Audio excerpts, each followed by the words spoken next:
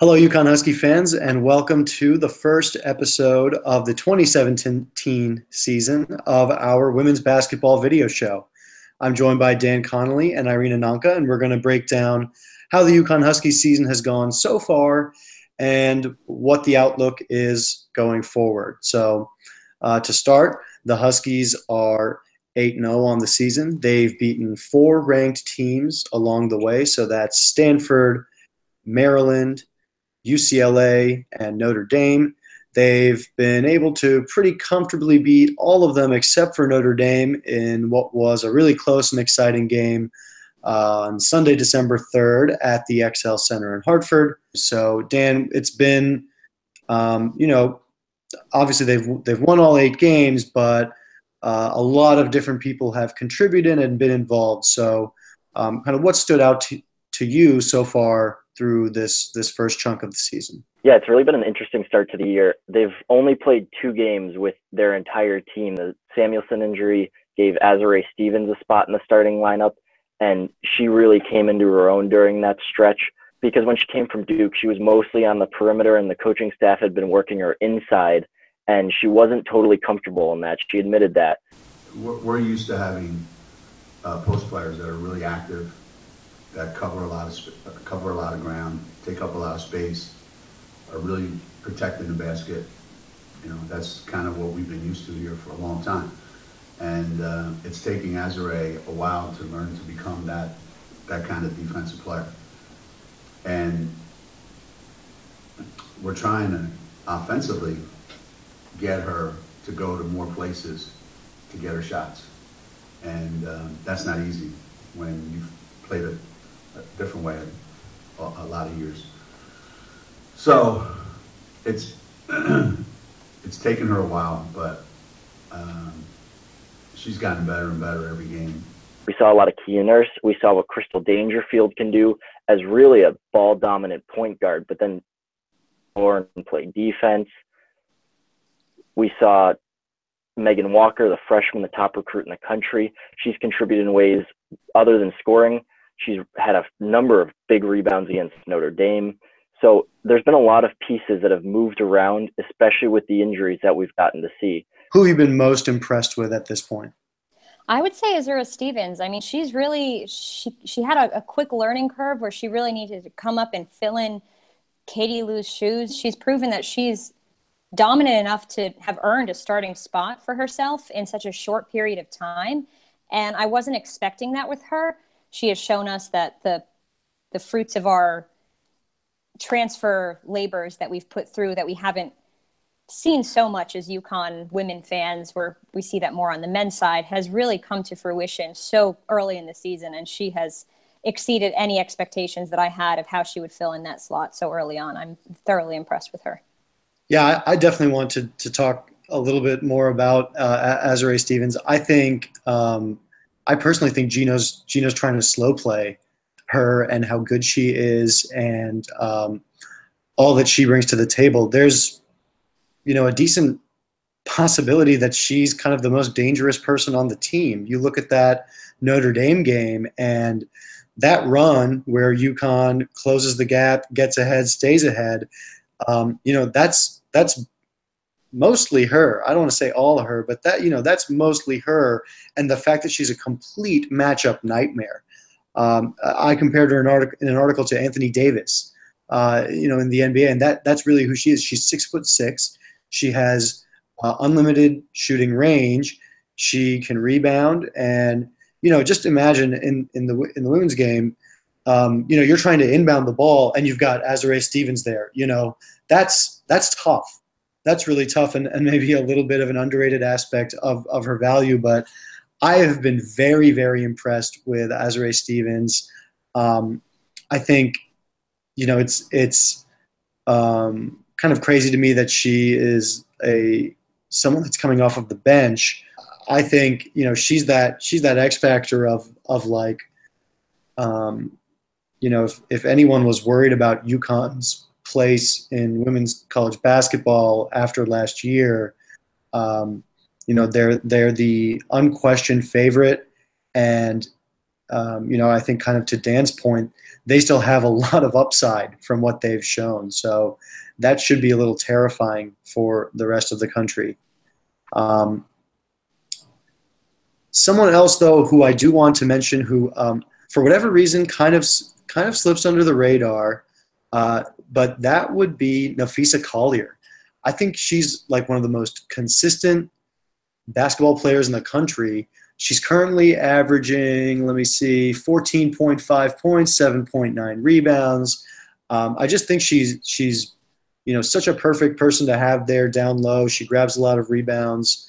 She always operates kind of within the confines of the offense. She's not really forcing it. I think that consistency is probably why she's in the starting lineup ahead of Stevens. You got to keep Gabby out there. You got to keep Kia Nurse out there. And, Samuelson being injured allowed Stevens to get back into the starting lineup. But, it's just tough to figure out how to figure out those things because basically, Dan, I think the way it is that we've got 6 starters. How do you see the starting lineup shaking out in the event that everybody's healthy? You can't take Crystal out because she's the point guard, and she's clearly the ball dominant, bring it up, pass it around. Kia Nurse out, Lou out because she's obviously the best offensive player this team has, which is a very, very high bar. Gabby Williams is kind of the glue down low. She leads the team in rebounds. She can guard 1 through 5. She can go pretty much anywhere on the court. I mean, she's almost another guard for you, but then she can go down and play center. And then, like you said about Collier, she's so consistent. She makes everything look so easy. She was the co-American Player of the Year last year with Samuelson, and it almost feels like people don't remember that. So I don't see it shaking out in any way that Stevens doesn't come off the bench just with how good their 1 through 5 is, unless they're playing a team with a specific matchup that maybe a team has some height that you got to take Nurse off if they've got more forwards than guards. But the only way I can see it matchup dependent, but in any given day with a starting lineup, I don't really see a scenario where you can switch it up. Irina, what about you? What would you do with the starting lineup with everyone healthy? I understand where you don't really move things around. I get that they've all proven their positions and where they are, and it's tough to say because I appreciate everything that all of these women have done for the program. But I do think that so far in what Stevens has done, I think that given the schedule now, you give Stevens an opportunity to see what she can do in place of Nurse. And I know that that's difficult because she is such a vital part of this team. And again, everyone healthy, everyone there, and you're able to mitigate any risk by having some less high-powered games that you have. And I see even Dan's look on his face. He's like, this chick is crazy. There's no way that you ever swap that out. But if there is ever a way to mix it up, I think that's whom you would mix it up in the event that you really wanted to. Yeah, I mean, Nurse has had a really pretty good start to her season, actually. I think she's stepped in really well for Katie Lou Samuelson. She's hitting threes. She hit like 11 threes in a row, Irina. So, but no, I get it. You have to take someone out, and you say, okay, who can we definitely not take out? And we can't take out Crystal Dangerfield. You cannot take out Gabby Williams. She does everything out there. So that's 2. Katie Lou Samuelson, that's the best scorer on the team. Nafisa Collier, again, very consistent post presence.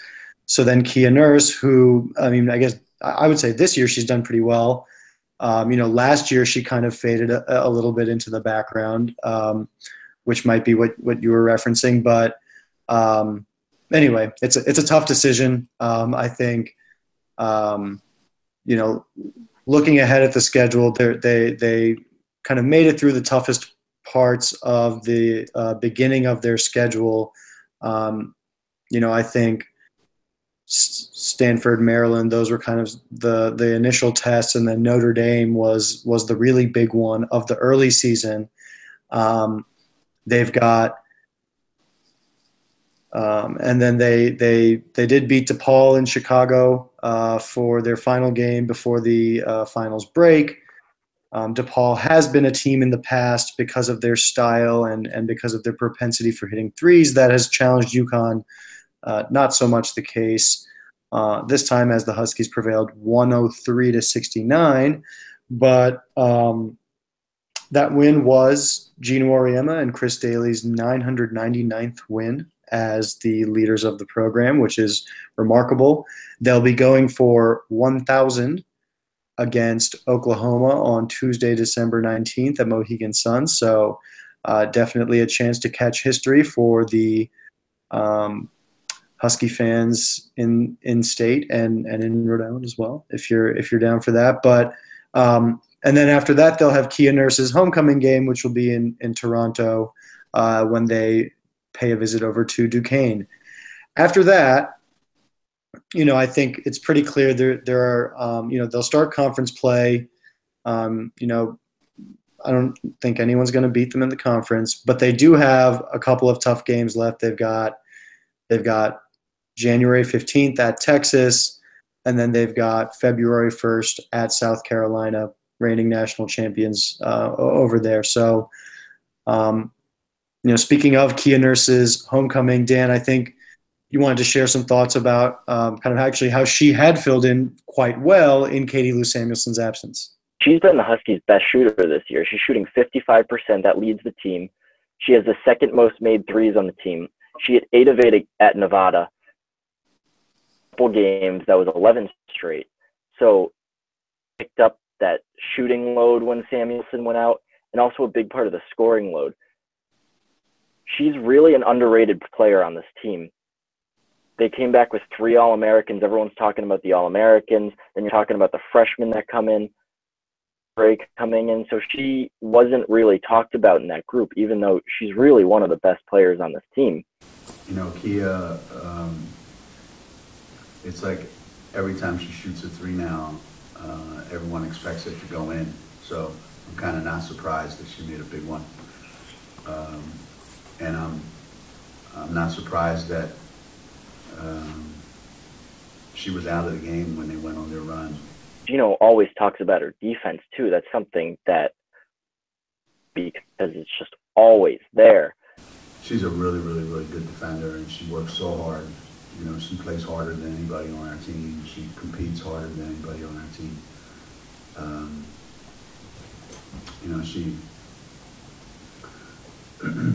She has this, she just has this knack for making, making a big play or making a play when it needs to be made.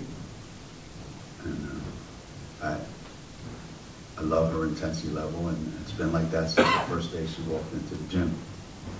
And she's probably having the best year she's ever had since she's been here. And she's going to get better as the season goes along.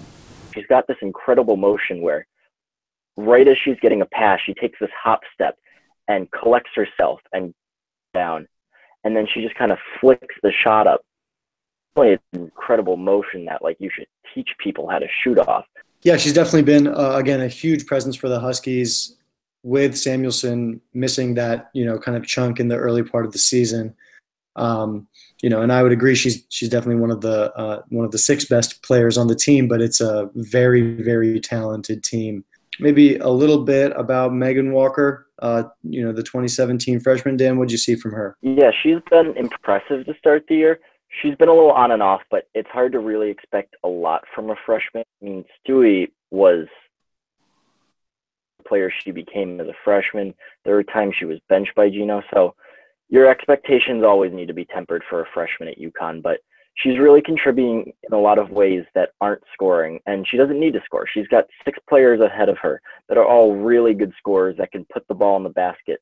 So all she has to do is contribute in other ways. I don't have to score to contribute. We have great scorers here, so I can help in other ways. Coach always reminds me of that, like rebounding. So I feel like I was just showing one thing that I actually could do on the court. She's going to find that stroke one game, and then she's going to break out soon. It's just a matter of time. She's really good. And Dan Madigan wrote a great article on her, how she's really coming into her own. So she's definitely a player to watch going forward.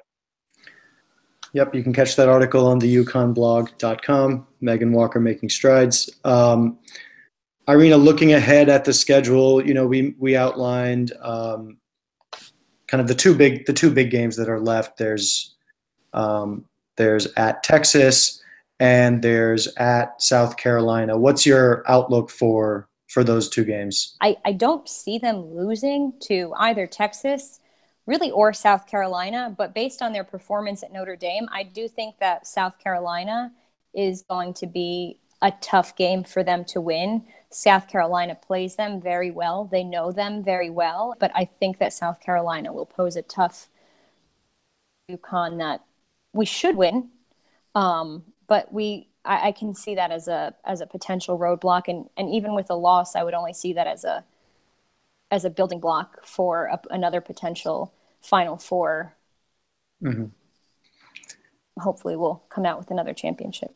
Let's start to talk about where this UConn team sits amongst the pantheon of Husky teams, because it's got a lot of really, really great pieces. It has 6 legitimate starters and valuable players below them as well.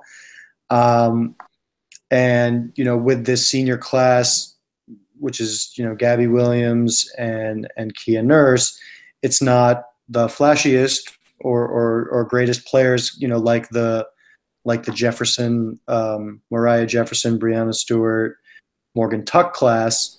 But they bring a lot to the table, and then there's a wildly talented junior class going below them in Collier, Samuelson, and Stevens. So I think they'll have a good case here, and if you just kind of see the way this team is able to operate at full speed, which again, as Dan has mentioned, we haven't really had that much of a chance to so far.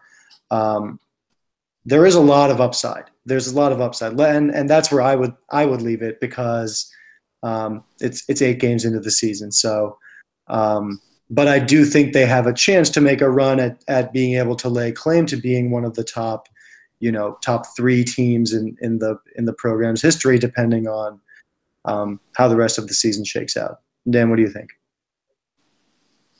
Yeah, I think this team's really good. Going to be easily one of the best UConn teams of all time, but I think it's going to be hard for them to eclipse that greatest team of all time, because that's a really high bar to reach. Brianna Stewart-led senior team with Morgan Tuck, Mariah Jefferson, from start to finish, they just beat the absolute crap out of everybody. I mean, no one even came close to beating that team. No one even acted like they were beating that team. No one would play that team because they were so good. So maybe you're grading it. I'm kind of looking at it as like, from start to finish, I think it's going to be really hard to ever beat that 2015-16 squad as the best ever. Maybe potential, yeah, I think you could make that argument, but even still, that's up there, but it's just such a high bar that some of those top teams have set. I don't know if they can get over it. Obviously, these conversations, it's hard to be anything but overwhelmingly positive about the prospects of this team. They're one of the most dominant programs in all of sport, and have obviously won so much. But in terms of what could stop them, Irina, if you were to kind of come up with a scenario where UConn loses, in the NCAA tournament, this UConn team loses in the NCAA tournament, what do you think are kind of the potential stumbling blocks that we need to keep an eye out for, either as a team or something that happens to something of UConn's own doing? That's probably indicative of the 2 teams that I'm coaching right now. I'm coaching the team that's capable of getting down a lot and giving up layups, second shots. We are that team. We put ourselves in that situation because we played against a really good team, and we're missing a lot of things. this team's missing a lot of things. And then there's the other team that I coach, the team that played in the fourth quarter that when it was time to win the game, they made all the plays they needed to make to win the game. So, things that happen, like that fourth quarter, remind our team how good we can be. You know, was it 26-9 in the fourth quarter? Something like that. And they're a really good team. Like, they're a really good team. So, we can be that good. After being there firsthand with you and seeing the implosion that was Mississippi State, that I could have bet the lives of anybody close to me, it would never have happened. I feel relatively confident in saying that slow starts will kill this team, whomever they're playing. They're vulnerable to absolutely anybody. Their win over Notre Dame was underwhelming.